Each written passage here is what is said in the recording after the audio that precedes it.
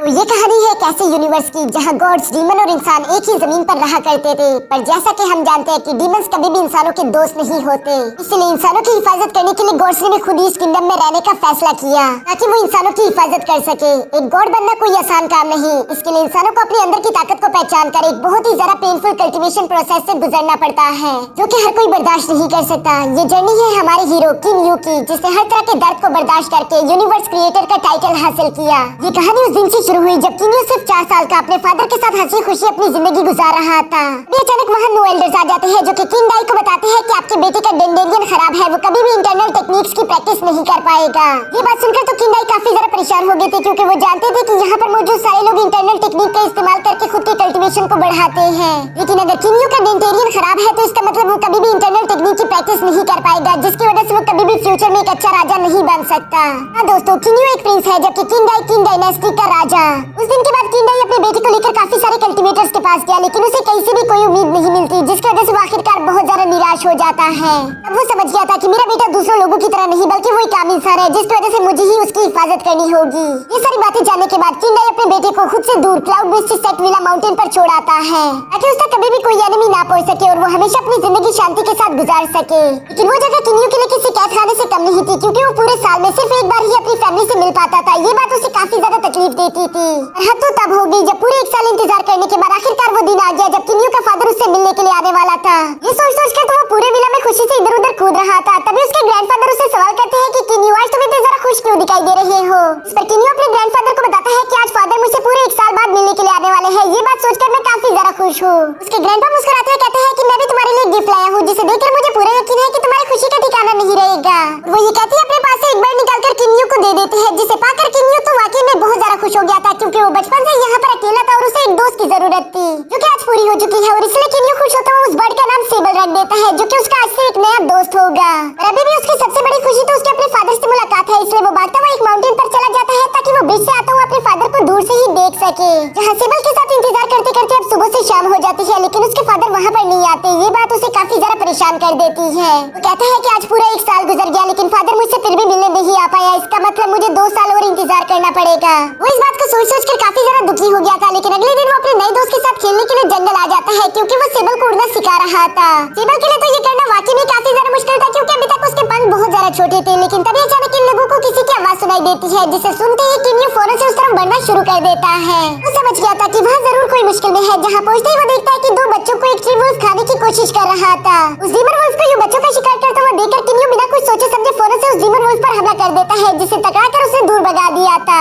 ऐसा सिर्फ उसे लगता है, असल में वहाँ पर मौजूद 3 असैसिन थे जो कि किंग की हिफाजत कर रहे थे। उन्होंने हिट करके उस डीमन वुल्फ को यहाँ से दूर भगाया था। जबकि किंग और वो 2 भाई बहन समझ रहे थे कि किंग बहुत ज्यादा स्ट्रॉन्ग है, इसलिए वो उसके नए दोस्त बन जाते हैं। जिसके बाद किंग भी उनके साथ उनके विलेज चला गया था, जहाँ पर ये तीनों मिलकर उस दिन को काफी अच्छे से एंजॉय करते हैं। जबकि किंग को तो बस इसी बात की खुशी हो रही थी कि आज से वो अकेला नहीं रहेगा। उसकी बेकार जिंदगी में आज का दिन काफी ज्यादा अच्छा था। तभी वहाँ पर किंग के अंकल भी आ जाते हैं, जो कि किंग को कहते हैं कि तुम्हारे भाई तुमसे मिलने के लिए आए हैं। ये सुनकर तो किंग काफी ज्यादा खुश हो गया था और वो भागता भागता सीधा अपने भाइयों से मिलने के लिए चला जाता है। उसके 2 बड़े भाई थे, जिनमें से बड़े का नाम था किंग फेंग और छोटे का नाम था किंग जैंग। वो किंग को काफी ज्यादा परेशान भी करते थे, लेकिन इसके बावजूद किंग अपने दोनों भाइयों से बहुत ज्यादा प्यार करता था, जबकि वो दोनों भाई भी किंग का हमेशा ख्याल रखते थे। वो दोनों ही इतने ज्यादा बिजी शेड्यूल होने के बावजूद भी किंग से मिलने के लिए आए थे, जिस बात को लेकर किंग भी काफी ज्यादा खुश था।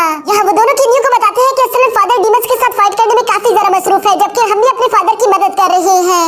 यही वो वजह है जिसकी वजह से किंग अपने बेटे से मिलने के लिए नहीं आ पाया, क्योंकि उसके कंधों पर बहुत बड़ी जिम्मेदारी है। उसे कुछ भी करके डीमन से इंसानों की हिफाजत करनी होगी, जबकि किंग फेंग और किंग जैंग भी अपने फादर का साथ दे रहे हैं। इसलिए वो दोनों किंग से कहते हैं कि हमें माफ करना, हम यहाँ पर तुमसे मिलने के लिए आए हैं। हम तुम्हारे साथ रुकना भी चाहते हैं, लेकिन हम ऐसा नहीं कर सकते। आज की शाम गुजारने के बाद हम यहाँ से चले जाएंगे, क्योंकि बॉर्डर पर फादर हमारा इंतजार कर रहे हैं। और बिल्कुल ऐसा ही होता है। कल सुबह होते साथ ही वो दोनों भाई वहाँ से निकल जाते हैं, जो बात किंग को बहुत ही ज्यादा उदास कर देती है।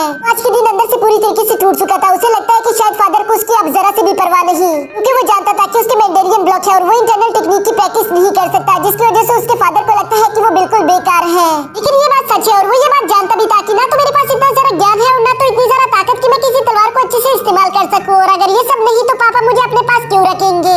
यहाँ उसे अपनी प्रॉब्लम तो मालूम थी, लेकिन अपनी प्रॉब्लम का सलूशन नहीं मालूम था। इसलिए वो अपने सामने एक टूटते हुए सितारे को देखकर विश करता है कि काश कोई ऐसा तरीका हो जिसके जरिए मैं अपने फादर का प्यार दोबारा से हासिल कर सकूं। और ये करते हुए अचानक से उसके दिमाग में एक आइडिया आता है। वो खुश होते हुए कहता है, क्या हुआ अगर मैं इंटरनल टेक्निक की प्रैक्टिस नहीं कर सकता, आपसे मैं एक्सटर्नल टेक्निक की प्रैक्टिस करूंगा। रहूंगा। और ये फैसला लेने के बाद वो भागता भागता सीधा अपने ग्रैंडफादर के पास चला जाता है, जहाँ वो उन्हें बताता है कि अब चाहे कुछ भी हो जाए मैं कल्टीवेशन करके इमोर्टल बनकर रहूंगा।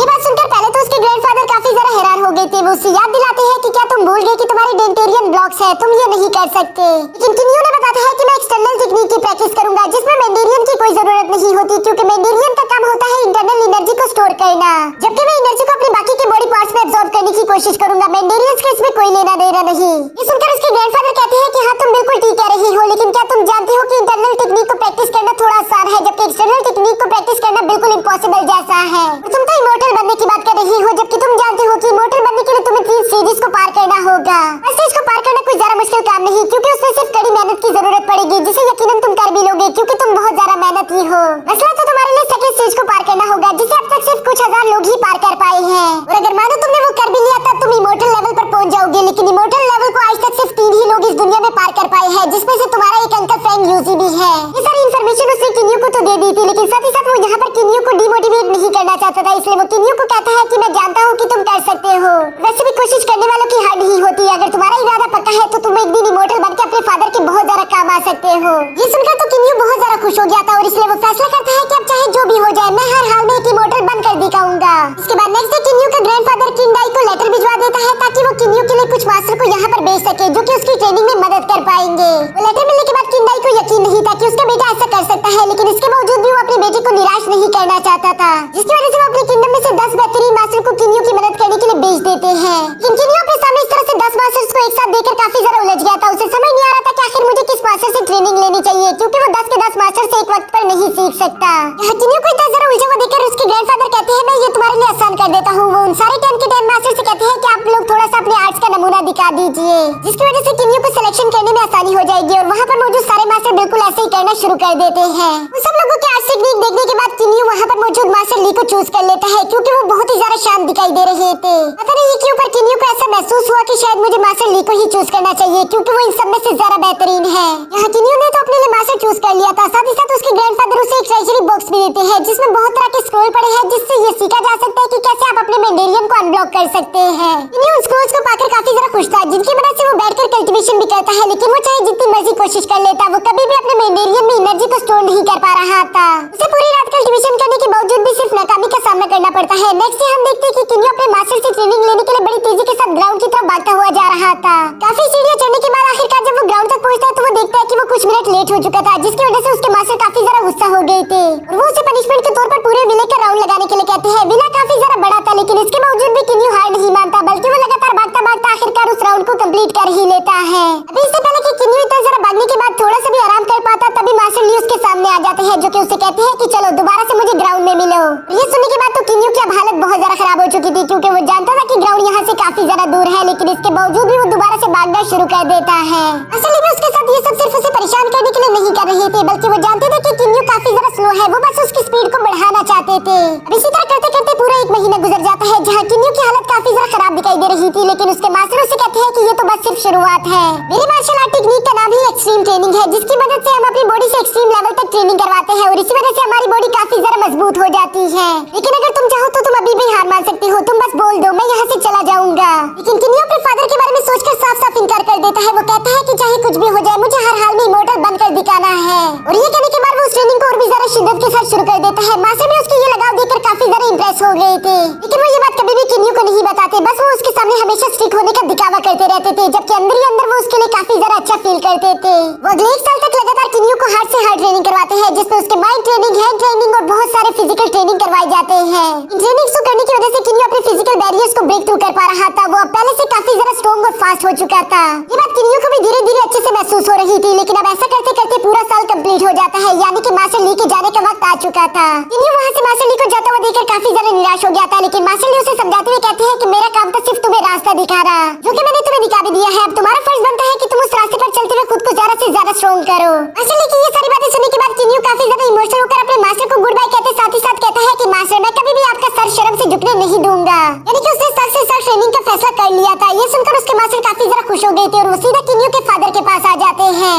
वो किन्यू के फादर को उसकी सारी सिचुएशन बताते हैं कि वो बहुत अच्छा कर रहा है, जबकि साथ ही साथ वो ये भी बताते हैं कि किन्यू बहुत ज्यादा मेहनती है। उसके फादर अपने बेटे की ये तारीफें सुनकर काफी ज्यादा खुश हो गए थे। साथ ही साथ वो यहाँ पर मास्टर ली से सवाल करते हैं कि मेरे बेटे को एक्सटर्नल टेक्निक को सीखने में कितना टाइम लगेगा। कि मास्टर ली का दिया हुआ जवाब उन्हें बिल्कुल भी अच्छा नहीं लगता, क्योंकि मास्टर ली उन्हें बताते हैं कि इसे सीखने में कम से कम 36 साल लगते हैं, क्योंकि इंटरनल टेक्निक की वजह से हम एनर्जी को स्टोर करके अपनी कल्टीवेशन बहुत ही आसानी के साथ कर सकते हैं, जबकि एक्सटर्नल टेक्निक बहुत ही ज्यादा डिफिकल्ट होता है। ये बात सुनकर तो किंडाई काफी ज्यादा परेशान हो गए थे, क्योंकि वो अपने बेटे को अपने पास लाना चाहते थे, लेकिन वो चाहकर भी ऐसा नहीं कर सकते। जबकि दूसरी तरफ हम किन्यू को देखते हैं कि वो पहले से बहुत ज्यादा स्ट्रॉन्ग ट्रेनिंग कर रहा था, लेकिन धीरे धीरे उसे एहसास होता है कि अब ये ट्रेनिंग उसके कुछ ज्यादा काम नहीं आ रही। उसकी बॉडी बेशक धीरे धीरे स्ट्रॉन्ग हो रही है, लेकिन वो नोट करता है कि उसकी स्पीड अभी भी बहुत ज्यादा कम है। उसे कुछ भी करके अपनी स्पीड पर काम करना होगा। तो इसी सवाल का जवाब हासिल करने के लिए वो अपने ग्रैंडफादर के दिए हुए स्क्रोल्स को पढ़ने की कोशिश करता है, जिसमें से उसे मालूम होता है कि स्पीड को हासिल करने के लिए आपको इंटरनल एनर्जी की जरूरत पड़ेगी। ये बात सुनने के लिए वो थोड़ी देर के लिए परेशान हो गया था, लेकिन वो फिर बैठकर कल्टीवेशन करना शुरू कर देता है, ताकि वो इंटरनल एनर्जी को स्टोर करके अपनी बॉडी में जमा कर सके। ये करते हुए वो अपनी पूरी कोशिश कर रहा था, लेकिन जैसा कि हम जानते हैं कि किन्यू के मेंडेरियन ब्लॉक्स है, इसलिए वो एनर्जी को अपनी इंटरनल बॉडी में स्टोर नहीं कर पा रहा था, और वो इसमें नाकाम हो जाता है। और यहाँ उसे एक बहुत बड़ी चौंका देने वाली खबर देखने को मिलती है, क्योंकि अब उसकी बॉडी पहले से काफी ज्यादा स्ट्रॉन्ग हो चुकी है, तो इसलिए उसकी बॉडी अब एनर्जी को स्टोर कर पा रही थी। बेशक उसके मेंडेरियन ब्लॉक थे, लेकिन उसके बोन्स थोड़ी बहुत एनर्जी को स्टोर कर सकते हैं, जो कि उसके लिए काफी ज्यादा बेनिफिशियल होगा। अपनी इसी टेक्निक पर और ज्यादा ध्यान देते हुए एनर्जी को बोन में स्टोर करते हुए साथ ही साथ उसने अपनी बॉडी पर कुछ हैवी वेट भी लगा दिया था, ताकि वो अपनी स्पीड को ज्यादा से ज्यादा बढ़ा सके। इस टेक्निक में अगले 3 साल लगा देने के बावजूद भी वो नोट करता है कि वो अपनी बॉडी में इतनी ज्यादा एनर्जी स्टोर नहीं कर पा रहा कि वो उसकी वजह से लाइट ऑफ स्पीड को हासिल कर सके। इसी बात को सोचकर परेशान हो ही रहा था कि तभी वो अपने पास कुछ फ्लावर पेटल्स को देखता है, जिनको देखकर वो कहता है कि इनमें भी तो कोई इंटरनल एनर्जी नहीं। आखिर ये हवा में फ्लोट कैसे कर पा रहे हैं? अगर ये हवा में फ्लोट कर सकते हैं तो मैं भी इंटरनल एनर्जी के बगैर हवा में फ्लोट कर सकता हूँ। बस मुझे इसके लिए सिर्फ हवा के बहाव को समझना होगा, ताकि मैं उसकी बारीकी में जाकर उसे बहुत अच्छे से कंट्रोल कर सकूं। वो बिल्कुल ऐसे ही करता है, जिसकी वजह से वो पहली दफा हवा में फ्लोट कर पा रहा था। इस टेक्निक को और ज्यादा बेहतर करने के लिए वो उसी डीमन वुल्फ के पास चला जाता है, जहाँ पर अब उसकी रफ्तार पहले से कई गुना ज्यादा हो चुकी थी। साथ ही साथ वो हवा में तैर रहा था। कमाल की टेक्निक देखकर वो उसे शैडो डांसिंग का नेम देता है, क्योंकि इसकी वजह से उसने लाइट ऑफ स्पीड को अचीव कर लिया था। यहाँ किन्यू की रफ्तार बहुत ज्यादा हाई हो चुकी थी, इतनी ज्यादा कि अब उसके एसएसएम भी उसे फॉलो नहीं कर पा रहे थे, और अगर वो उसे फॉलो नहीं कर सकते तो वो उसकी हिफाजत कैसे करेंगे? इसलिए वो उसके ग्रैंडफादर को बताते हैं कि अब हमारी यहाँ पर कोई जरूरत नहीं, और वो ये कहने के बाद वापस अपने किंगडम आ चुके थे। जब ये बात किंडाई को मालूम होती है तो वो अपने बेटे पर काफी ज्यादा प्राउड महसूस कर रहा था। दूसरी तरफ हम किन्यू को देखते हैं, जो कि अपनी ट्रेनिंग के लिए कुछ स्टैचू वॉरियर्स के साथ फाइट कर रहा था। इस फाइट के दौरान उसे महसूस होता है कि शायद मुझे भी अपने पास एक स्पेशल वेपन रखना चाहिए, लेकिन कौन सा वेपन वो इसके बारे में सोच नहीं पा रहा था, और इसलिए वो अपने ग्रैंडफादर के दिए हुए उन स्क्रोल्स में इस बात की तलाश करना शुरू कर देता है। यहाँ उसे बहुत ही ज्यादा खतरनाक एसेसन काई के बारे में जानने को मिलता है। वो एसेसन इतना ज्यादा खतरनाक था कि उसके सामने से तलवारबाजी में उसका कोई मुकाबला नहीं। उसकी टेक्निक्स देखकर किन्यू काफी ज्यादा इंप्रेस हो गया था। वो उसके बारे में और जानना चाहता था, लेकिन वो टॉप सीक्रेट था, इसलिए वो उसके बारे में ज्यादा जान नहीं पा रहा था कि तभी अचानक वो एक सीक्रेट सील को ब्रेक कर देता है, जिसकी वजह से उस एसेसन काई का होलोग्राम निकलकर उस स्क्रोल से बाहर आ गया था। सबसे पहले वो किन्यू को वार्न करता है कि ये टेक्निक बहुत ज्यादा खतरनाक है, लेकिन अगर तुम यहाँ तक आए हो तो तुम इस टेक्निक को जरूर सीखना चाहते हो। और इसके बाद वो किन्यू को वो टेक्निक सिखाना शुरू कर देता है, जबकि साथ ही साथ वो यहाँ पर किन्यू को ये भी बताता है कि मैं एक एसेसन हूँ, जहाँ हमें बचपन से मर्डर करने की ट्रेनिंग दी जाती है। हमारा बस एक ही काम होता है, अपने टारगेट को ढूंढकर खत्म कर डालो, और इसके लिए हमें बचपन से ही बहुत सारे खून करने पड़ते हैं। इसलिए हम किन्यू को देखते हैं, जो कि एसेसन काई की टेक्निक की प्रैक्टिस करने के लिए कुछ ही सेकंडों के अंदर अपनी लाइट स्पीड को एक्टिवेट करते हुए एक छोटे डैगर की मदद से बहुत सारे वॉरियर्स को घायल कर देता है। लेकिन ये सब करते वक्त उसका डैगर इतना ज्यादा मजबूत नहीं था, वो बीच में ही टूट जाता है, जिसकी वजह से उसे समझ आ गया था कि मुझे एक मजबूत डैगर की जरूरत पड़ेगी। और किन्यू ये भी बहुत अच्छे से जानता था कि उसे एक बहुत ही ज्यादा पावरफुल डैगर कहाँ पर मिल सकता है। जिसके बाद नेक्स्ट डे हम देखते हैं कि वो अपने घोड़े को लेकर सबसे पहले विलेज की तरफ चला जाता है, जहाँ वो अपने दोस्तों से मिल सके। साथ ही साथ वो अपने दोस्तों से वादा करता है कि मैं वापस आने पर तुम लोगों के लिए भी कुछ न कुछ गिफ्ट जरूर लाऊंगा। और ये कहने के बाद सीधा किन्यू अपने किंगडम के स्टोरेज रूम तक चला गया था, जहाँ पर सेनापति किन्यू को एक ऐसा डैगर दिखाता है जिसको कभी भी कोई नहीं तोड़ सकता। वो पूरी तरीके से इनविंसिबल है, और ये डैगर यहाँ पर किन्यू को काफी ज्यादा पसंद भी आ जाता है, जबकि साथ ही साथ वो अपने दोस्तों के लिए भी कुछ गिफ्ट कलेक्ट कर लेता है। यहाँ सब कुछ बहुत ही ज्यादा अच्छा चल रहा है, ऐसा सिर्फ किन्यू को लगता था, जबकि सच्चाई बिल्कुल उलट थी, क्योंकि किन्यू के पीठ पीछे जंगली बैंडिट्स ने किन्यू के दोस्तों के विलेज पर अटैक कर दिया था। टेंशन ये देखकर अपनी बहन जूली को लेकर वहाँ से भागने की कोशिश करता है, जबकि हम देखते हैं कि वो जंगली बैंडिट बिल्कुल भी रुकने वाले नहीं थे, बल्कि वो वहाँ पर मौजूद सारे लोगों को मार रहे थे। ऐसा कहा जाता है कि ये जंगली बैंडिट सिर्फ लोगों का मजे के लिए शिकार करते हैं, साथ ही साथ वही लोगों की सारी जमा पूंजी भी ले जाते हैं। वो बैंडिट अभी जूली पर हमला करने ही वाले थे कि तभी किन्यू भी वहाँ पर आ जाता है, जो कि ये सब देखकर काफी ज्यादा गुस्से में आ गया था। लेकिन इससे पहले कि वो जूली की जान बचाता, तभी उनमें से एक बैंडिट जूली का हाथ काट देता है, जबकि ये सब करने के बाद वो मुस्कुरा भी रहा था। वो इन सब लोगों को कीड़े मकोड़ों की तरह समझ रही थी, जबकि किन्यू अब ये सब देखकर अपने गुस्से को काबू नहीं रख पा रहा था। इसलिए वो उस बैंडिट जिसका नाम बाइसन था, वो उससे कहता है कि चलो आगे बढ़ो, मुझ पर हमला करो, अगर तुम ऐसा नहीं करोगे तो मैं वैसे भी तुम्हें जान से मार डालूंगा। जो सुनकर बाइसन मुस्कुराते हुए कहता है कि तुम जैसा एक बच्चा मुझे नहीं हरा सकता, लेकिन तुमने ऐसा बोलने की हिम्मत की तो अब मैं तुम्हें जान से मार रहा हूँ। वो ये कहते हुए बड़ी तेजी के साथ किन्यू पर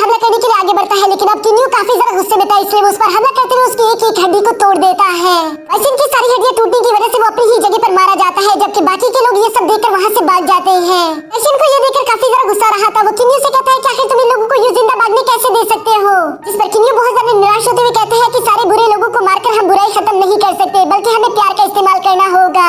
लेकिन टाइसन उसके साथ बिल्कुल भी एग्री नहीं था। वो उससे कहता है कि तुमने आज एक बुरे इंसान को छोड़ दिया, वो कल 100 अच्छे इंसानों को जान से मार डालेगा। लेकिन तुम ये बात नहीं समझ पाओगे क्योंकि तुम एक प्रिंस हो, तुम्हें कभी मुश्किलें झेलनी नहीं पड़ती।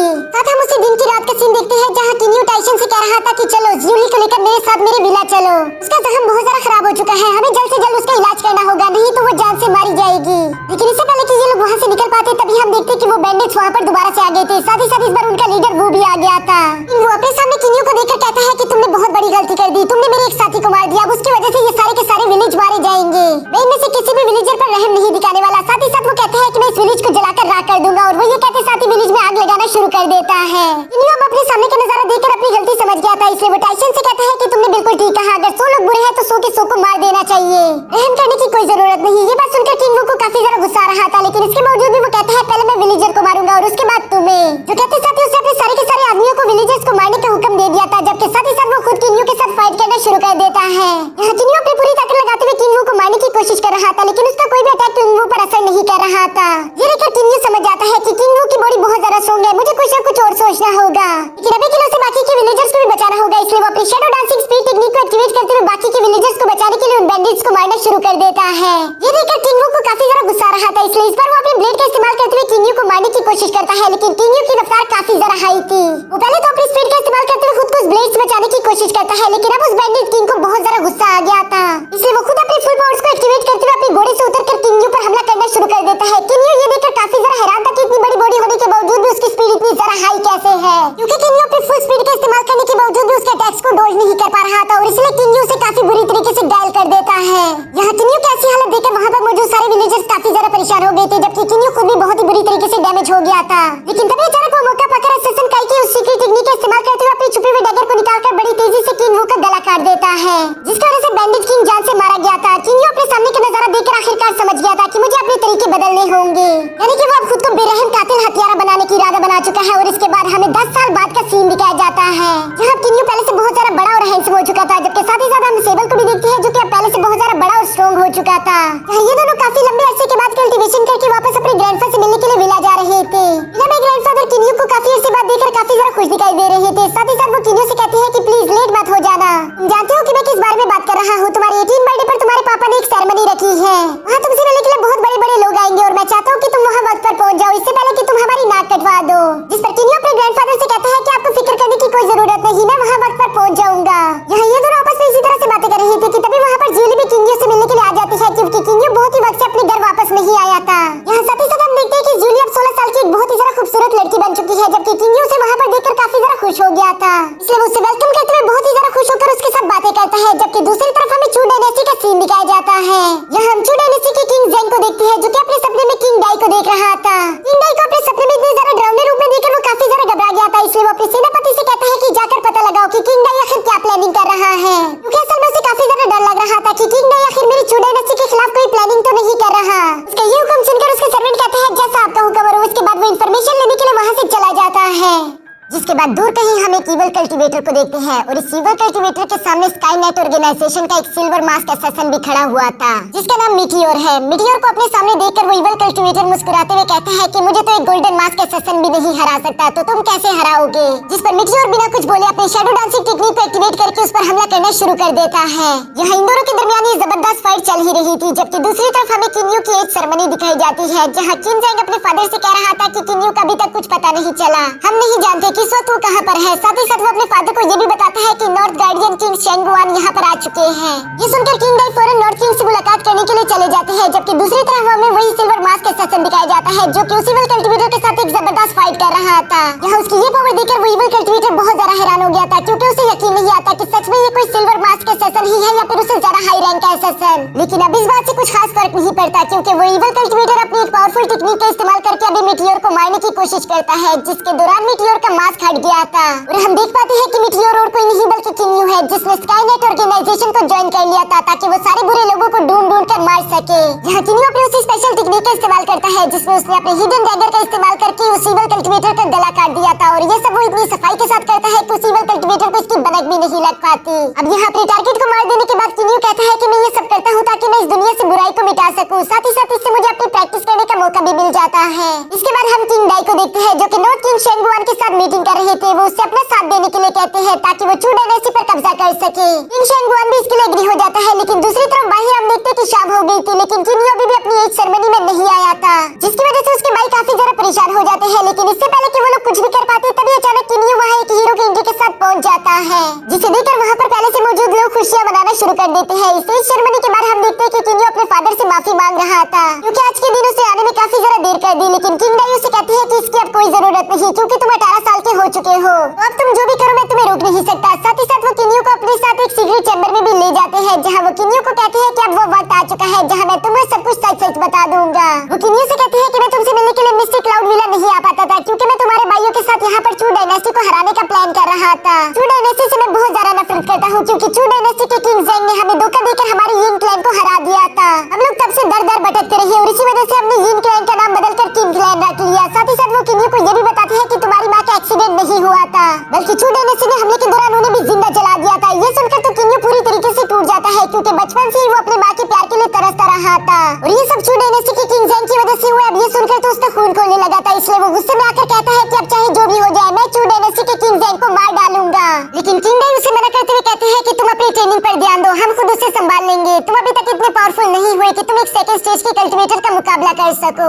ये बात किन्यू को बहुत बुरी लगती है, लेकिन ये सब सच भी था, इसलिए वो वहाँ से बहुत ज्यादा निराश होकर चला जाता है। इसके बाद अपनी विला में परेशान होकर किन्यू यही सोच रहा था कि आखिर मैं अपने फादर की मदद कैसे करूँ कि तभी अचानक वो आसमान में एक लाल टूटते हुए सितारे को देखता है। उस सितारे को देखने के लिए किन्यू फौरन से उस जगह पर पहुंच गया था, लेकिन साथ ही वो देखता है कि वहाँ पर एक लेजर टाइप मॉन्स्टर भी उस मीटियोर के पीस को पकड़ने की कोशिश कर रहा था। इसलिए किन्यू अपने डैगर का इस्तेमाल करके उस लेजर को जान से मार देता है ताकि वो उस मीटियोर के पीस को हासिल कर सके। यहाँ वो लाल मीटियोर का पीस किन्यू को बहुत ज्यादा अजीब लग रहा था, जिसका शेप किसी आंसू की तरह था और तभी अचानक वो बड़ी तेजी के साथ किन्यू के चेस्ट में अब्सॉर्ब हो जाता है, जो देखकर किन्यू को तो उस वक्त कुछ समझ नहीं आता कि अभी यहाँ पर ये सब क्या हो गया। लेकिन जब वो रात के टाइम बैठकर कल्टीवेशन करता है तो वो महसूस करता है कि अब वो पहले से ज्यादा एनर्जी जमा कर पा रहा था। साथ ही साथ उसकी बॉडी अब पहले से ज्यादा अनलिमिटेड अमाउंट ऑफ एनर्जी को भी अब्सॉर्ब कर पा रही थी। बेशक इससे उसकी बॉडी ओवरलोड हो जाती है, लेकिन वो मीटियोर उसके सारे के सारे जख्मों को ठीक कर रहा था।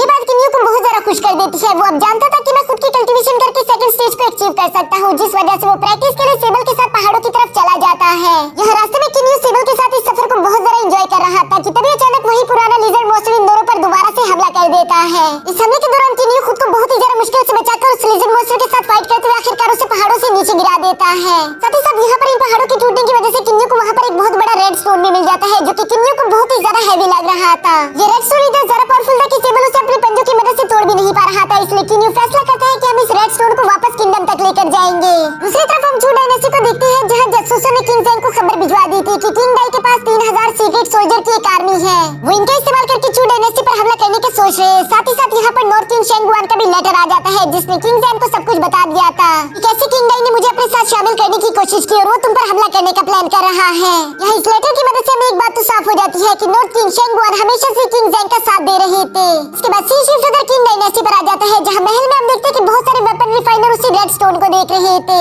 उन वेपन रिफाइनर का इरादा था कि वो इस रेड स्टोन को पिघालकर इसमें से वेपन बनाएंगे, लेकिन वो चाहे अपने किसी भी गैजेट का इस्तेमाल करते, वो रेड स्टोन तो पिघलने का नाम ही नहीं ले रहा था। इसलिए उनका लीडर किन्यू से कहता है कि ये एक रेड स्टोन है जिसकी मदद से हम इमॉर्टल्स के लिए वेपन बना सकते हैं, लेकिन सच बताऊं तो मैं भी इस रेड स्टोन के बारे में ज्यादा कुछ नहीं जानता, इसलिए तुम्हें इसकी इंफॉर्मेशन लेने के लिए किसी थर्ड स्टेज के कल्टीवेटर के पास जाना होगा। जो सुनकर किन्यू को फौरन अपने अंकल फैंग यूजी की याद आ गई थी। वो भी थर्ड स्टेज यानी इमॉर्टल लेवल की कल्टीवेटर है, जो कि इस पत्थर के बारे में सुनकर काफी ज्यादा एक्साइटेड हो जाते हैं, इसलिए वो किन्यू से कहते हैं कि चलो मैं भी तुम्हारे साथ चलूंगा। जिसके बाद वो किन्यू को अपने साथ लेकर उसी स्टोन के पास आ जाते हैं और वो स्टोन को अपने फर्नेस में डालते हुए किन्यू को बताते हैं कि ये एक बहुत ही ज्यादा कीमती स्टोन है, जिससे मैं इमॉर्टल स्टेज के वेपन क्रिएट कर सकता हूँ। लोगों को इसका एक छोटा सा पीस भी नहीं मिलता, लेकिन तुम्हें तो इतना ज्यादा मिल गया, क्या तुम मुझे इसका छोटा सा पीस दोगे? बदले में तुम जो चाहो मैं तुम्हारे लिए वो करने के लिए तैयार हूँ। ये सुनकर किन्यू बिना कुछ सोचे समझे फौरन से हाँ कर देता है। साथ ही किन्यू कहता है कि मेरे लिए स्टोन से एक छोटा सा डैगर और हैंड आर्मर बना देना, बाकी जो बचे उससे मेरे फादर और मेरे भाइयों के लिए वेपन्स क्रिएट कर देना। ये सुनकर अंकल यूजी काफी ज्यादा खुश हो जाते हैं। यहाँ हम जानते हैं कि किन्यू फर्स्ट स्टेज का कल्टीवेटर है, जबकि अंकल यूजी थर्ड स्टेज की कल्टीवेटर, इसलिए वो उनसे थर्ड स्टेज की कल्टीवेशन के बारे में इंफॉर्मेशन मांगता है, जिस पर अंकल यूजी ने भी बताना शुरू कर दिया था। साथ ही हमें जानने को मिलता है कि अंकल फैंग यूजी तो थर्ड स्टेज के इनिशियल कल्टीवेशन लेवल पर है, जबकि उन्हें अभी बहुत सारी कल्टीवेशन की जरूरत है। यहाँ पर ये सारी बातें सुन ही रहा था, तभी अचानक वो अंकल युनजी से सवाल करता है कि क्या थर्ड स्टेज की कल्टीवेशन तक पहुंचने के लिए आपको कोई आसान रास्ता पता है? जिस पर अंकल युनजी कहती है कि नहीं, बिल्कुल नहीं, थर्ड स्टेज तक पहुंचने का बस एक ही रास्ता है, आपको बहुत सारी एनर्जी को अपने इंटरनल मेंटेनेंस में जमा करना होगा। लेकिन तुम तो एक एक्सटर्नल एनर्जी पार्टनर हो, इसलिए तुम्हें तो और भी ज्यादा मेहनत करनी होगी।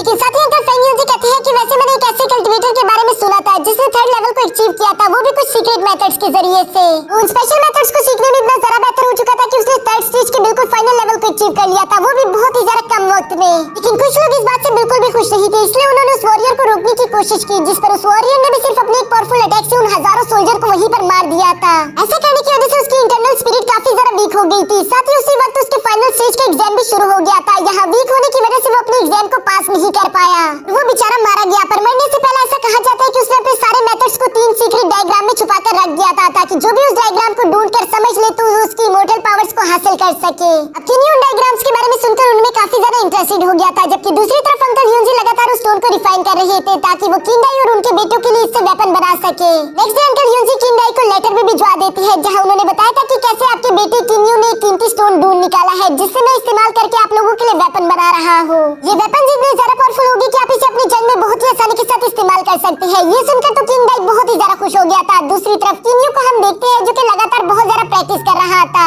लेकिन इतनी ज्यादा प्रैक्टिस करने के बावजूद भी वो नोट करता है कि उसके अंदर जरा सा भी चेंज नहीं आ रहा, बल्कि उसका स्टेज बढ़ने का नाम ही नहीं ले रहा। जो देखकर तो वो काफी ज्यादा उदास हो जाता है कि तभी अचानक उसे अपने ग्रैंडपा की बात याद आती है कि अगर तुम्हें सेकंड स्टेज को अचीव करना है तो तुम्हें नेचर से खुद को कनेक्ट करना होगा। जिस वजह से किन्यू वहीं पर बैठकर कल्टीवेशन करना शुरू कर देता है और काफी देर तक मेहनत करने के बाद आखिरकार हम देखते हैं कि उसने खुद को नेचर से कनेक्ट कर ही लिया था, क्योंकि वो छोटी सी छोटी चीज को भी बहुत आसानी के साथ देख पा रहा था। साथ ही साथ वो बहुत ही कम से कम आवाज को भी सुन पा रहा था। इन सारी नई एबिलिटीज के अनलॉक होने की वजह से वो महसूस करता है कि अब वो सेकंड स्टेज के इनिशियल लेवल पर पहुंच चुका है, जो बात किन्यू को बहुत ज्यादा खुश कर देती है, क्योंकि किन्यू के फादर ने कहा था कि अगर तुम सेकंड स्टेज तक पहुंच जाओ तब तुम हमारे प्लान में शामिल हो सकते हो। यहाँ किन्यू ये बात भी अच्छे से जानता था कि ये सब उस मीटियोर की वजह से हो रहा है, वो उसके लिए किसी चमत्कार से कम नहीं था। नेक्स्ट हम मास्टर युनजी को देखते हैं, जिसने किंडाई को 5 ऐसे सोड दे दिए थे जो कि उन्होंने उस रेड स्टोन से रिफाइन किए थे।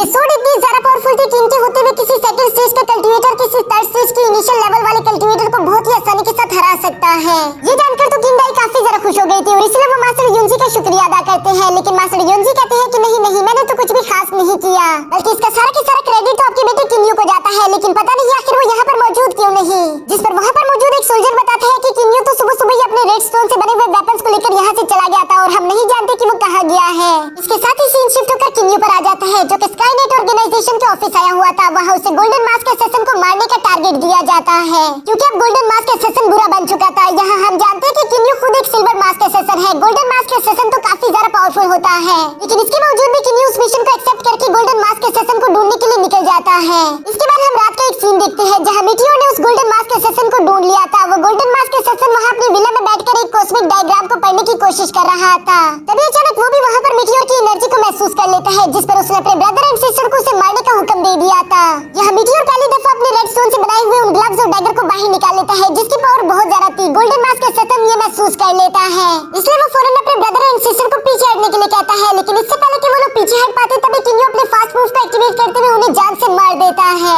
यहाँ ये देखकर उस गोल्डन मास्क असैसिन को तो काफी ज्यादा गुस्सा आ गया था, इसलिए वो अपनी फुल स्पीड को एक्टिवेट करते हुए मीटियोर पर हमला करना शुरू कर देता है। दूसरी तरफ मीटियोर भी उसके साथ फाइट करते हुए एक बात तो समझ गया था कि अगर मुझे इसे हराना है तो मुझे इसकी स्पीड को मैच करना होगा, जिसके लिए वो अपने हाथों और पैरों पर बंधे हुए वजन को नीचे गिरा देता है। यहाँ वजन के रिमूव होने की वजह से मीटियोर की रफ्तार भी बहुत ज्यादा हो चुकी थी। वो उस गोल्डन मास्क असैसिन को बराबर की टक्कर दे रहा था, लेकिन तभी फाइट के दौरान वो गोल्डन मास्क असैसिन अपने एक स्पेशल मूव का इस्तेमाल करने की कोशिश करता है, जिसकी वजह से आज तक उसका कोई भी एनिमी बच नहीं पाया। मीटियोर भी स्पेशल अटैक के बारे में बहुत पहले से जानता था, इसलिए वो बड़ी तेजी के साथ अपने हाथ को छुड़वाकर उस अटैक को ब्लॉक कर लेता है, जिसके बाद उसने बहुत ही तेजी के साथ अपने रेड डैगर को थ्रो करते हुए उस गोल्डन मास्क असैसिन का गला काट दिया था। यहाँ उस गोल्डन मास्क असैसिन को मारने के बाद किन्यू वापस से स्काईनेट ऑर्गेनाइजेशन के ऑफिस आ जाता है, जहाँ रिपोर्ट देने के बाद अब उसे नया गोल्डन मास्क असैसिन बना दिया जाता है, क्योंकि उसे इस काम की वजह से प्रमोट कर दिया गया था। साथ ही साथ दूसरी तरफ जंगल में हम स्काईनेट ऑर्गेनाइजेशन के 2 बड़े मास्टर्स को देखते हैं, जिन्होंने ये खबर स्काईनेट ऑर्गेनाइजेशन के हेड तक भी पहुंचा दी थी। एक मीटियोर नाम के शख्स ने गोल्डन मास्क असैसिन को मार दिया है और यहाँ पर हमें ये देखने को मिलता है कि वो हेड और कोई नहीं बल्कि किन्यू का फादर था, जो कि असल में चुपके से स्काईनेट ऑर्गेनाइजेशन को चला रहा था ताकि वो अपनी किंग डायनेस्टी को बुरे लोगों से बचा सके। यहाँ ये खबर चू डायनेस्टी के ज़ेंग को भी मिल जाती है कि उनका स्पाई गोल्डन असैसिन मारा जा चुका है। ये सुनकर तो ज़ेंग बहुत ही ज्यादा गुस्से में आ गया था, इसलिए वो अपने खास आदमी को बुलवाकर उससे कहता है कि तुमने मुझे लास्ट टाइम एक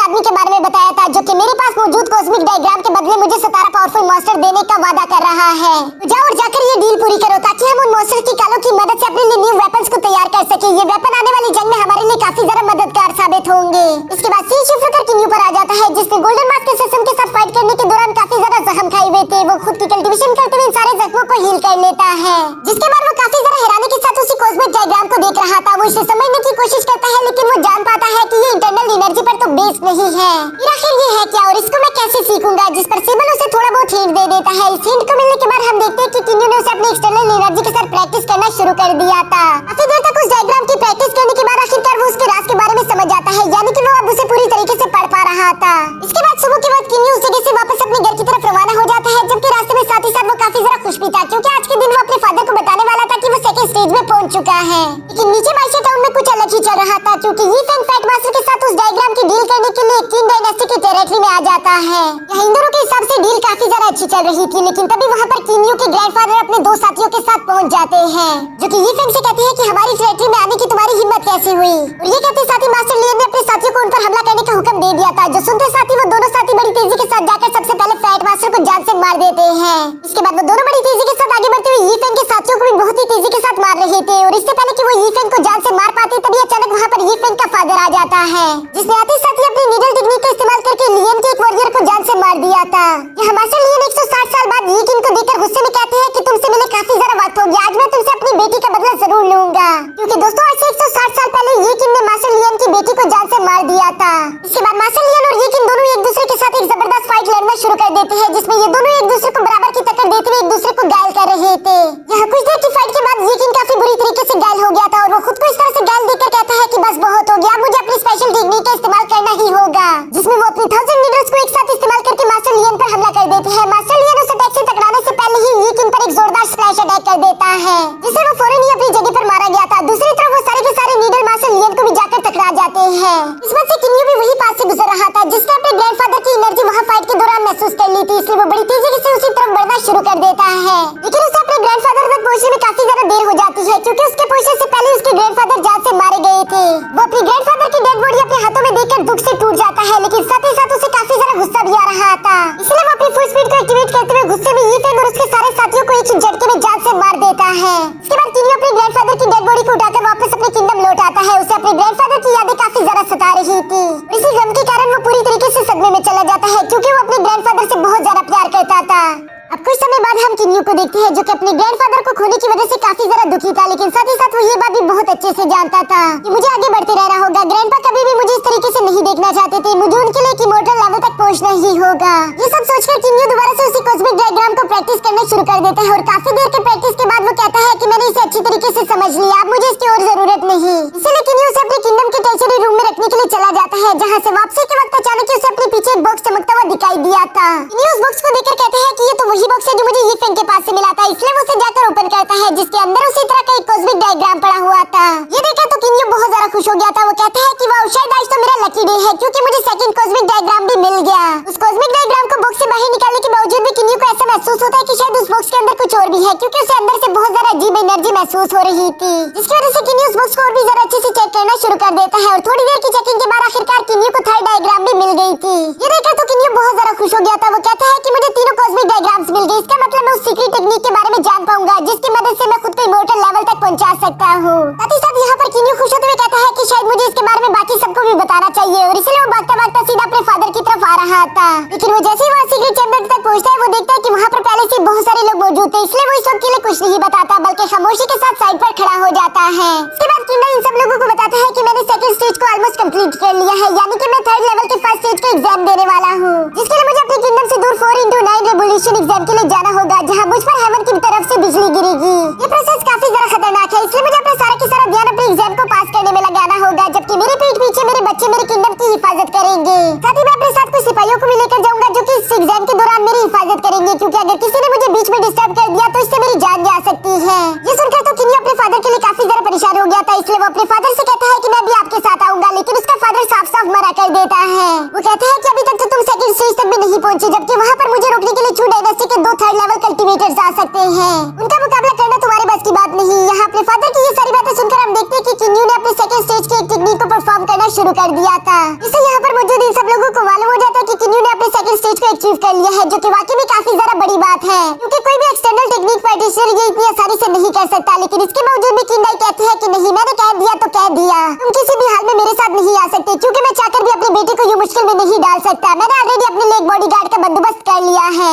यहाँ अपने फादर की ये सारी बातें सुनकर अब किन्यू को काफी ज्यादा गुस्सा आ गया था, इसलिए वो इमोशनल होकर कहता है कि मैंने आपसे कभी कुछ नहीं मांगा, हमेशा से बस खुद को ताकतवर बनाने की कोशिश कर रहा था ताकि आप मुझे भी रिस्पेक्ट करें। मैं आपके साथ रहने की कोशिश कर रहा हूँ, लेकिन शायद आप ऐसा बिल्कुल भी नहीं चाहते। और ये सब कहते हुए वो काफी ज्यादा निराश हो गया था। वो कहता है कि मुझे माफ कर देना आइदा, मैं कभी भी आपसे कुछ नहीं मांगूंगा। जो कहने के बाद किन्यू वहाँ से नाराज होकर बाहर आ जाता है, और बाहर आने के बाद हम देखते हैं कि उसने अपने सेकंड कॉस्मिक डायग्राम को प्रैक्टिस करना शुरू कर दिया था, जिसको काफी ज्यादा देर तक प्रैक्टिस करने पर किन्यू को लगता है कि शायद फर्स्ट डायग्राम और सेकंड डायग्राम दोनों के स्टेप बिल्कुल सेम है। लेकिन ये बहुत ज्यादा अजीब बात है, क्योंकि इसका असर उसे दिखाई नहीं दे रहा था, जो बात किन्यू को भी काफी ज्यादा हैरान कर देती है। वो कहता है कि जरूर यहाँ पर कुछ न कुछ तो गड़बड़ है, इसलिए वो कहता है कि अगर इन दोनों के स्टेप सेम है तो यकीनन टाइमिंग अलग अलग होगी, जिसकी वजह से किन्यू ने उन स्टेप्स को स्लो और फास्ट की कॉम्बिनेशन में करना शुरू कर दिया था। और यूं ही करते करते धीरे धीरे हम देखते हैं कि उसकी एनर्जी टर्न होकर गोल्डन हो जाती है, जिसकी वजह से किन्यू काफी ज्यादा खुश हो गया था। और साथ ही साथ हमें भी मालूम हो जाता है कि किन्यू ने अपने सेकंड डायग्राम को भी समझ लिया। दूसरी तरफ हम जू डायनेस्टी में किंग ज़ेंग को देखते हैं, जिसके पास उसके फादर का एक स्पाई आ गया था, और वो उसे बताता है कि कैसे किंग डाई अपनी एग्जाम के लिए जा रहा है। ये तुम्हारे पास एक बेहतरीन मौका है जिसमें तुम चाहो तो उसे मार सकते हो, क्योंकि 4x9 ट्राइबोल्यूशन एग्जाम के दौरान वो काफी ज्यादा वीक पड़ जाएगा। किंग ज़ेंग को ये प्लान काफी ज्यादा अच्छा लगता है, इसलिए वो कहता है कि मैं अपने किंगडम से 2 3rd लेवल के वॉरियर्स को उसे मारने के लिए भेज दूंगा। और साथ ही साथ वो कहता है कि वो दोनों इमोर्टल लेवल के वॉरियर काफी ज्यादा लालची है, आखिर मैं उन्हें मनाऊंगा कैसे।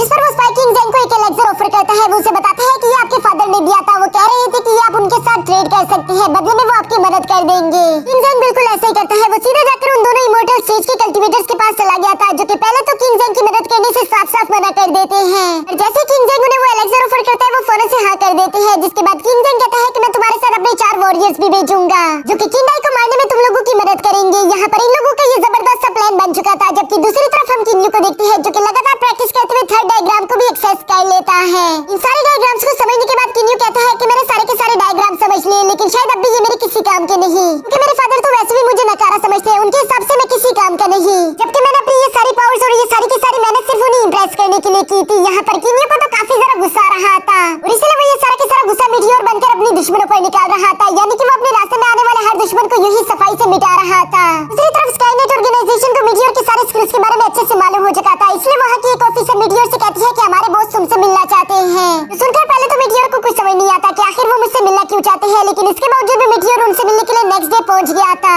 जहाँ वो देखते हैं कि स्काईनेट ऑर्गेनाइजेशन को संभालने वाला तो हमारे ही किंगडम से बिलोंग करता है। साथ ही साथ उसे ये भी अच्छे से मालूम होता है कि ये तो मेरे फादर का एक वॉरियर है। यहाँ किन्यू के दिमाग में बहुत सारे सवाल चल रहे थे कि तभी अचानक हम देखते हैं कि उस वॉरियर ने फौरन से किन्यू पर हमला कर दिया था, जिसकी वजह से किन्यू बहुत ज्यादा शॉक हो जाता है। इसलिए वो भी बड़ी तेजी के साथ उस पर हमला करते हुए अपने सामने एक शील्ड क्रिएट कर लेता है, जिसकी वजह से उसने वो सारे अटैक्स ब्लॉक कर दिए थे। किन्यू उनसे सवाल करता है कि आप ये क्या कर रही हैं, जिस पर वो आदमी कहता है कि मुझे माफ कर देना, मैं तो बस तुम्हारा टेस्ट ले रहा था, तुमने उस टेस्ट को पास भी कर लिया है। ये कहते हुए वो आदमी किन्यू को चाय ऑफर करते हुए साथ ही साथ उससे कहता है कि हमारे बॉस तुमसे मिलना चाहते हैं, असल में उन्हें एक जगह तक सेफली पहुंचना है, जिसके लिए उन्हें तुम्हारी मदद चाहिए। यहाँ पर किन्यू उनसे सवाल करता है कि तुम्हारे बॉस का नाम क्या है, जिस पर वो आदमी बताता है कि हमारे बॉस का नाम है मिस्टर यिंग। ये सुनकर तो किन्यू के हाथ कांपना शुरू कर देते हैं, क्योंकि यिंग तो उनके पुराने क्लैन का नाम था। साथ ही साथ किन्यू को इस बात का भी शक हो रहा था कि कहीं मिस्टर यिंग मेरा कोई जानने वाला तो नहीं, जो कि नेक्स्ट डे उससे मुलाकात के बाद किन्यू को मालूम हो ही जाता है कि मिस्टर यिंग और कोई नहीं बल्कि उसी के फादर हैं। साथ ही साथ यहाँ पर किन्यू को अपने सारे सवालों के जवाब मिल गए थे कि स्काईनेट ऑर्गेनाइजेशन को उसी की फैमिली चला रही है, ताकि वो अपने किंगडम को सेफ रख सके। दूसरी तरफ हम किंग डाई को देखते हैं, जो कि मीटियोर का शुक्रिया अदा कर रहा था, क्योंकि उसने इतनी अर्जेंटली उनका टास्क एक्सेप्ट कर लिया। ये सुनकर मीटियोर कहता है कि नहीं नहीं, शुक्रिया कहने की कोई जरूरत नहीं, वैसे भी यही तो मेरा काम है। यहाँ ये सारी बातें होने के बाद किंग डाई कहता है कि चलो अभी हम यहाँ से निकलना होगा, क्योंकि इन लोगों को एग्जाम वाली जगह तक भी तो पहुँचना था। यहाँ रास्ते में हम देखते हैं कि किन्यू को काफी ज्यादा खुशी हो रही थी, क्योंकि वो यही चाहता था कि वो अपने फादर की मदद करे, और वो आज ये कर भी रहा है। बेशक वो किन्यू बनकर ये नहीं कर रहा था, लेकिन फिर भी वो अपने फादर की हिफाजत करेगा, ये बात सोचकर वो काफी ज्यादा खुश था। साथ ही साथ हम यहाँ पर सेबल को भी देखते हैं, जो कि चुपके छुपाते इन लोगों के साथ जा रहा था। इसके बाद सफर के दौरान हम देखते हैं कि शाम होने वाली थी, इसलिए किंग डाई कहता है कि हमें यहीं पर विला में आज की रात गुजारनी होगी, क्योंकि रात को सफर करना बिल्कुल भी सेफ नहीं, इसलिए ये सब रात गुजारने के लिए एक विला में लैंड कर लेते हैं। जबकि दूसरी तरफ हम वुडी और विजिंग को आते हुए देखते हैं, जो कि 3rd लेवल के कल्टीवेटर्स थे। आते हुए वुजिंग और वुडिंग बिल्कुल भी अकेले नहीं थे, बल्कि वो आते हुए अपने साथ 4 कल्टीवेटर्स को भी ला रही थी, जो कि सेकंड स्टेज के बहुत ही ज्यादा खतरनाक वॉरियर हैं। दूसरी तरफ विला में रात को हम किन्यू को देखते हैं, जिसे नींद नहीं आ रही थी, और वो आसमान की तरफ देखते हुए अपनी किस्मत के बारे में सोच रहा था कि आखिर मेरी किस्मत कितनी ज्यादा अजीब है। जो काम मैं किन्यू बनकर करना चाहता था, वो मीटियोर बन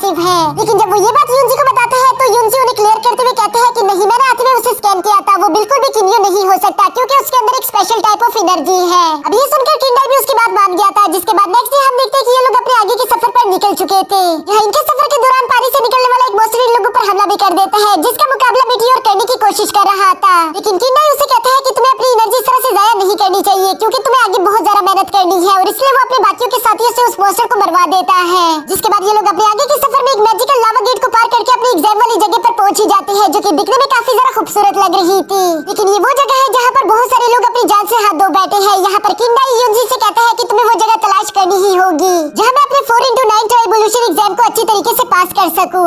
युनजी किंडई की ये सारी बातें सुनने के बाद उस जगह को अच्छी तरीके से स्कैन करना शुरू कर देता है, जिसकी वजह से उसे एक बेहतरीन जगह के बारे में मालूम हो चुका था। और वो इन सब लोगों को अपने साथ लेकर उस गुफा तक पहुंच भी जाता है, जो कि वाकई में कल्टीवेशन करने के लिए एक बहुत ही ज्यादा बेहतरीन जगह थी। यहाँ पहुंचने के बाद मास्टर युनजी किंडई के एग्जाम के लिए प्रिपरेशन करना शुरू कर देते हैं। सबसे पहले वहाँ पर उन लोगों ने कुछ चट्टानों को तोड़कर एक पिलर फॉर्मेशन क्रिएट कर दिया था ताकि किंडई उन्हें एक पिलर्स के बीच में बैठकर इस एग्जाम को दे सके। साथ ही साथ ये 8 पिलर उन्हें बीच बीच में मदद भी करते रहेंगे। जिसके बाद हम देखते हैं कि किंडई ने बिल्कुल ऐसा ही किया था। वो सेंटर वाली चट्टान पर जाकर बैठ जाते हैं और धीरे धीरे वो खुद की कल्टीवेशन करना शुरू कर देते हैं। जबकि दूसरी तरफ मास्टर युनजी अपने साथियों को समझा रहे थे कि दुश्मन यहाँ पर पहुंचते होंगे, हमें कुछ भी करके किंडई की हिफाजत करनी ही होगी क्योंकि अगर एक बार उन्होंने ये एग्जाम शुरू कर दिया तो वो बीच में यहाँ से हिल नहीं पाएंगे। साथ ही साथ वो काफी ज्यादा वीक पड़ जाएंगे, इसलिए कोई भी एनिमी उन पर हमला कर सकता है। यहाँ ये सारी इन्फॉर्मेशन देने के बाद मास्टर युनजी सब लोगों पर एक स्पेशल तरह का टैग भी लगा देता है ताकि कोई दुश्मन इन लोगों का रूप ना ले सके।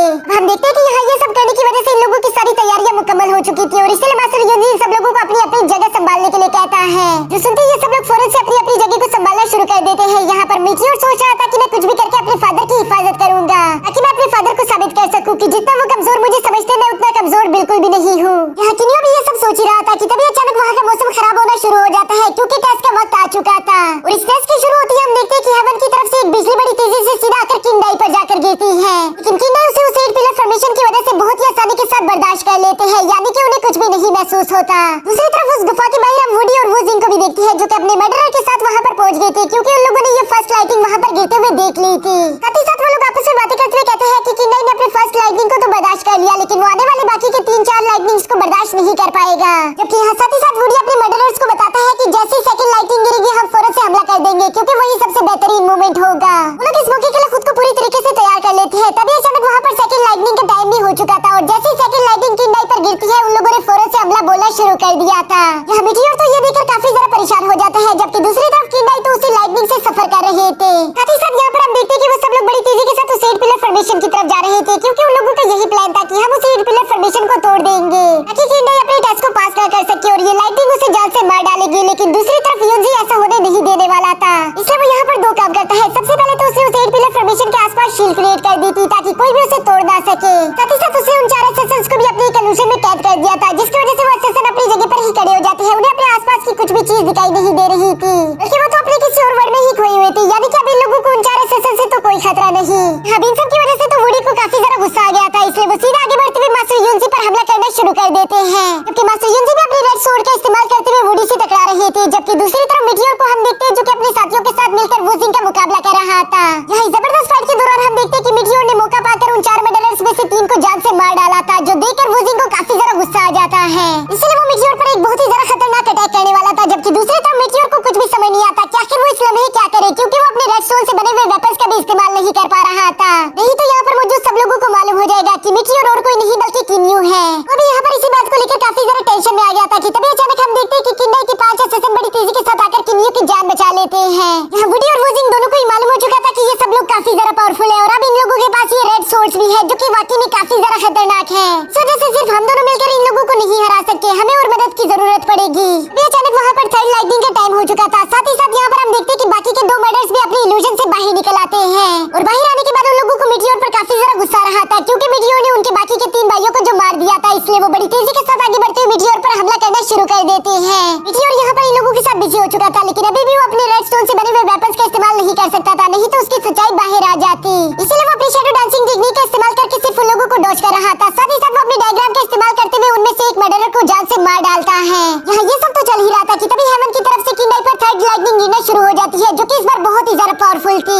इसलिए किंडई को उसका मुकाबला करने में भी काफी ज्यादा मुश्किल का सामना करना पड़ रहा था। किंडई अपनी सारी पावर्स को कंबाइन करते हुए उस लाइटनिंग का मुकाबला कर रहा था। दूसरी तरफ वुडी और वुजिंग जानते थे कि ये हमारे पास एक बेहतरीन चुका है, इसलिए वो अपनी पावर्स का इस्तेमाल करते हुए वहाँ पर एक स्पिरिचुअल ड्रैगन समन कर लेते हैं। लेकिन इससे पहले कि वो लोग किंडाई तक जा पाते तभी वहाँ पर मास्टर यूजी आ जाता है, जो कि अपनी पावर्स का इस्तेमाल करते हुए उन्हें वहीं पर रोक लेता है। दूसरी तरफ मैदान में हम किंडाई के असिस्टेंट को देखते हैं, जो कि टू डायनेस्टी के एक मर्डरर के साथ फाइट कर रहा था और वो उसे जान से मार भी देता है। लेकिन इसके दौरान वो भी काफी बुरी तरीके से घायल होता हुआ सीधा किंडाई के पास आ गिरा था। यहाँ किंडाई को अपने असिस्टेंट की फिक्र हो रही थी, इसलिए वो फौरन से अपनी जगह छोड़कर अपने असिस्टेंट को देखने के लिए आ जाता है। लेकिन उस असिस्टेंट को कुछ भी नहीं हुआ था। असल में वो सिर्फ एक धोखेबाज था, जो कि अपनी पावर्स को कंबाइन करते हुए फौरन से किंडाई पर हमला कर देता है और उसने किंडाई को काफी बुरी तरीके से घायल भी कर दिया था। साथ ही साथ हमें जानने को मिलता है कि उसने जिस मर्डरर को मारने की कोशिश की थी वो भी अभी तक जिंदा है, यानी कि ये सभी लोगों की बस एक चाल थी। इन लोगों की चाल की वजह से हम देखते हैं कि किंडाई की हालत काफी ज्यादा खराब हो चुकी थी और तभी लास्ट लाइटनिंग का भी समय हो चुका था, जो कि सबसे ज्यादा खतरनाक लाइटनिंग थी। वो लाइटनिंग अब हेवन की तरफ से आना शुरू कर देती है, जो कि एक ड्रैगन फॉर्म में आ रही थी। नीचे किंडाई अकेला उसके मुकाबला करने के लिए खड़ा हुआ था। यहाँ मास्टर यूजी भी अब कुछ नहीं कर सकता था, क्योंकि वुडी ने उसे अपने ड्रैगन की मदद से जकड़ के रखा हुआ था। दूसरी तरफ मिटियोर भी उस मर्डरर के साथ फंसा हुआ था। मिटियोर देखते हैं कि उसके फादर की जान खतरे में है। ये बात उसे काफी ज्यादा गुस्सा दिला देती है, जिसके बाद वो अपनी फुल पावर्स को एक्टिवेट करते हुए बड़ी तेजी के साथ उस लास्ट मर्डरर को भी जान से मार डालता है। यहाँ ये करने की वजह से उसका मास्क तो नीचे गिर गया था, पर वहाँ चारों तरफ धुआं फैल जाता है, जिस मौके का फायदा उठाकर वो बड़ी तेजी के साथ मूव करते हुए किंडाई के उस लास्ट असिस्टेंट को भी जान से मार डालता है। और यहाँ इससे पहले कि कोई उसे बिना मास्क का देख पाता, वो बड़ी तेजी के साथ वापस आकर अपना मास्क दोबारा से पहन लेता है। दूसरी तरफ एक पिलर फॉर्मेशन में हम किंडाई को देखते हैं, जिसने अपनी सारी पावर्स को कंबाइन करके एक गोल्डन ड्रैगन को समझ कर लिया था और वो इसी का इस्तेमाल करते हुए उस लाइटनिंग से टकरा जाता है। इस फाइनल टकराव की वजह से वहाँ आसमान में काफी ज्यादा हाई एनर्जी फैल गई थी और इस इफेक्ट की वजह से किंडाई काफी बुरी तरीके से घायल भी हो जाता है। और साथ ही साथ उसके लिए खुशी वाली बात ये थी कि उसने अपनी 4x9 ट्राइबोल्यूशन एग्जाम को पास कर लिया था। अब वो बस 3rd लेवल में पहुंच जाएगा, बस उसे खुद को हील करना है। इसकी वजह से हम देखते हैं कि किंडाई ने अपनी जगह पर बैठकर खुद को हील करना शुरू कर दिया था। दूसरी तरफ वुजिंग ये देखकर काफी ज्यादा गुस्से में आ जाता है। वो कहता है बेशक तुम 3rd लेवल पर पहुंचने वाले हो, लेकिन अभी के लिए तुम्हारी हालत काफी ज्यादा खराब है, तो इसलिए बेहतर यही होगा कि अभी मैं तुम्हें जान से मार डालूं। और ये कहते साथ ही वो फौरन से किंडाई पर हमला कर देता है। लेकिन इससे पहले कि उसका ये हमला किंडाई को टच भी कर पाता, तभी किंडाई का एक वॉरियर बड़ी तेजी के साथ सामने आकर अपनी 3rd लेयर शील्ड का इस्तेमाल करते हुए उस अटैक को ब्लॉक करने की कोशिश करता है। और साथ ही साथ हम देखते हैं कि उस वॉरियर ने अपनी जान की बाजी लगाकर उस अटैक को ब्लॉक कर दिया था, ताकि वो किंडाई की जान बचा सके। दूसरी तरफ किंडाई के वॉरियर ये देखकर बड़ी तेजी के साथ आगे बढ़ते हुए वुजिंग पर हमला करना शुरू कर देते हैं, जिन्हें अपनी तरफ आता हुआ देखकर वुजिंग ने फौरन से अपनी आइस क्रिस्टल की पावर्स को एक्टिवेट कर लिया था और वो उन सबको फ्रीज करते हुए वहीं पर जान से मार डालता है। साथ ही साथ उससे आगे बढ़ते हुए उस लास्ट सोल्जर को भी फ्रीज करके जान से मार डाला था, जिसके बाद वो इन सब लोगों की रेड स्टोन से बनी हुई वेपन्स को भी अपने पास रख लेता है। यहाँ बिन सोर्स की वजह से हम देखते हैं कि उसकी पावर्स अब पहले से भी कई गुना ज्यादा बढ़ चुकी थी, जिसकी वजह से वो मिटियोर को काफी बुरी तरीके से पीट रहा था। मिटियोर की हालत वुजिंग के साथ फाइट के दौरान काफी ज्यादा खराब हो जाती है, क्योंकि वुजिंग ने उसी रेड सोर्ड का इस्तेमाल कर रहा था और इसी वजह से मिटियोर के मुंह से खून निकलता है। वुजिंग को जैसे ही मौका मिलता है वो फौरन से उन्हीं सोर्ड का इस्तेमाल करते हुए किंडाई पर भी अटैक कर देता है। लेकिन अब किंडाई की हालत पहले से कुछ ठीक हो चुकी थी, इसलिए वो अपनी सोर्ड का इस्तेमाल करते हुए उस अटैक को ब्लॉक कर लेता है। साथ ही साथ उसने भी वुजिंग के साथ फाइट करना शुरू कर दिया था।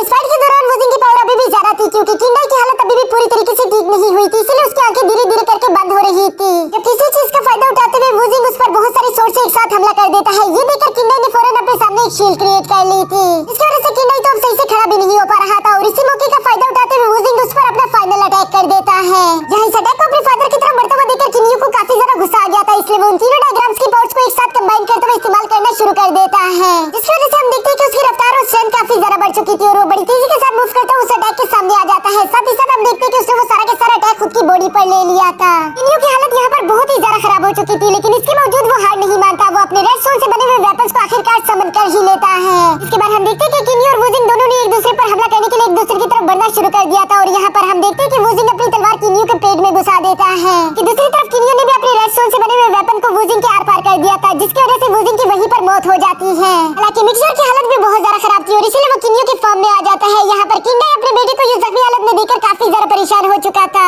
उसे समझ नहीं आ रहा था कि आखिर वो अपने बेटे को कैसे बचाए, जबकि दूसरी तरफ किन्यू के चेहरे पर जरा सा भी इस बात का गम नहीं था कि वो यहाँ पर मरने वाला है, क्योंकि आखिरकार उसने वो कर दिखाया जिसकी वो हमेशा से सपने देखा करता था। उसने अपने फादर की जान बचा ली। दूसरी तरफ मास्टर यूजी को हम देखते हैं, जो कि वुडी का मुकाबला कर रहा था, लेकिन वुडी अभी भी उस पर भारी पड़ रहा था, क्योंकि उसके पास वो स्पिरिचुअल ड्रैगन था। लेकिन अब उसकी किस्मत बहुत ही ज्यादा खराब हो चुकी थी, क्योंकि सेबल वहाँ पर पहुंच चुका था और वो बड़ी तेजी के साथ आता हुआ सबसे पहले उस स्पिरिचुअल ड्रैगन को डिस्ट्रॉय कर देता है। साथ ही साथ वो और मास्टर यूजी दोनों अपनी पावर्स का इस्तेमाल करते हुए वुडी को वहाँ से रिट्रीट करने पर मजबूर कर देते हैं। इसके बाद सेबल देखते हैं कि वहाँ का मौसम काफी ज्यादा खराब हो चुका था और जल्द ही वहाँ पर अनलिमिटेड अमाउंट ऑफ एनर्जी किंडाई और किन्यू पर गिरने वाली है, जिसकी वजह से वो काफी तेजी के साथ मूव करता हुआ किंडाई को वहाँ से दूर हटा देता है। साथ ही साथ वो खुद किन्यू के ऊपर शील्ड की तरह खड़ा हो गया था, ताकि वो उसकी हिफाजत कर सके। दूसरी तरफ हम किंडाई को देखते हैं, जिसे मास्टर यूजी वहाँ से दूर लेकर जा रहे थे। वो अपने बेटे को अपनी आंखों के सामने मरता हुआ देखकर काफी काफी ज्यादा इमोशनल हो जाते हैं। साथ ही साथ उन्हें काफी ज्यादा गुस्सा भी आ रहा था। वो गुस्से में कहते हैं कि अब चाहे जो भी हो जाए मैं चू डायनेस्टी को नर्क बना दूंगा। यानी कि उनके दिल में बदले की आग बढ़ चुकी थी। और यहाँ दूसरी तरफ हमें नहीं मालूम कि आखिर किन्यू बेचारे का क्या होगा। और इसी के साथ हमारा ये सीजन यहीं पर खत्म हो जाता है। तो दोस्तों अगर आप लोगों ने ये वीडियो यहाँ तक देखी है तो यकीनन आप लोगों को ये वीडियो काफी ज्यादा अच्छी लगी होगी। जबकि सच बताऊं तो ये वीडियो बनाने में मुझे काफी ज्यादा मेहनत लगी है। इसलिए मैं चाहता हूँ कि आप लोग इस वीडियो को लाइक कर दो, साथ ही साथ एक प्यारा सा कमेंट भी कर दो। और हो सके तो इस चैनल को सब्सक्राइब कर देना, क्योंकि आने वाले बाकी के सीजन भी मैं अपने इसी चैनल पर अपलोड करने वाला हूँ।